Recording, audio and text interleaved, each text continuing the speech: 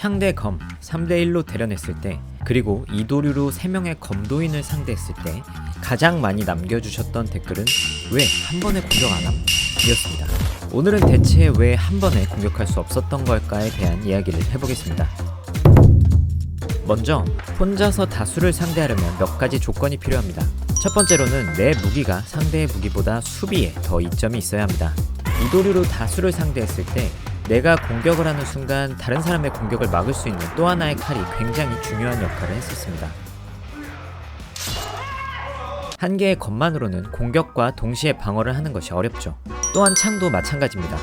창은 단순히 막는 방식의 수비력이 좋다기보단 내 위주의 공격거리에서 상대를 제압할 수 있으며 상대가 창의 거리까지 좁혀 들어오는 것이 어렵기 때문에 수비적 이점이 있었습니다.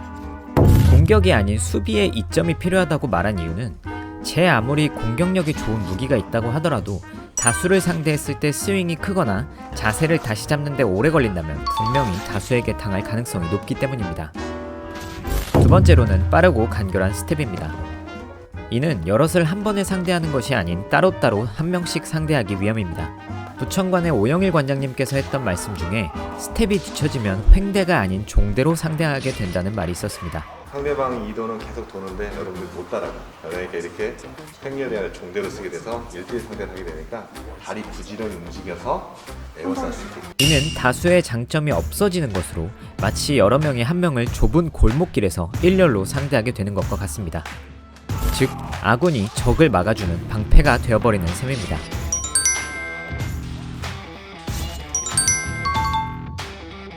결국 1대1 대결이라면 무기에 이점이 있거나 실력이 더 높은 사람이 이길 확률이 높아지겠죠. 세 번째로는 공간의 넓이입니다. 이상복 사범님께 처음 대련을 제안했을 때 링에 제한이 없으면 가능할 것 같다 라는 말씀을 하셨었습니다. 도대체 어떻게 해야 사범님을 이길 수 있는 거죠? 달리기를 더 잘하셔야 돼요. 칼 개수 늘릴 생각하지 말고 달리기부터 그렇죠. 연습하고 와라. 이는 넓은 공간에서 빠르게 달릴 수만 있다면 에워싸이지 않을 수 있으며 마찬가지로 여럿을 한 번에 상대할 필요 없이 한 명씩 상대할 수 있기 때문입니다. 다수를 상대할 때 가장 위험한 것은 한 명을 상대하는 순간 등 뒤나 사각에서 공격이 날아오는 것일 테니까요. 만약 구석으로 몰아넣어지게 된다면 더 이상 도망갈 수가 없기 때문에 여럿을 한 번에 상대해야만 하죠. 그렇기 때문에 다수를 상대하려면 아예 넓거나 아예 좁은 공간이 유리하게 됩니다. 결국 여러 명이서 한 명을 동시에 공격하지 못한 건 상대가 수비에 용이한 무기를 들고 빠른 스텝을 사용했으며 공간에서의 이점이 있었기 때문에 동시 공격이 쉽지 않았다고 볼 수 있습니다. 물론 하나 둘 셋 하고 외치면서 공격을 하거나 무선 이어폰 같은 걸로 명령을 내리면 결과가 달라질지도 모르겠습니다. 아마 전자 같은 경우는 공격 타이밍을 읽히게 될 테니 후자가 가장 바람직하겠네요. 물론 이 모든 것들을 뒤집을 수 있는 건 개인의 기량과 경험이기도 합니다. 정말 강한 사람이라면 칼 한 자루로도 3명의 검사와 싸워서 이길 수 있겠죠?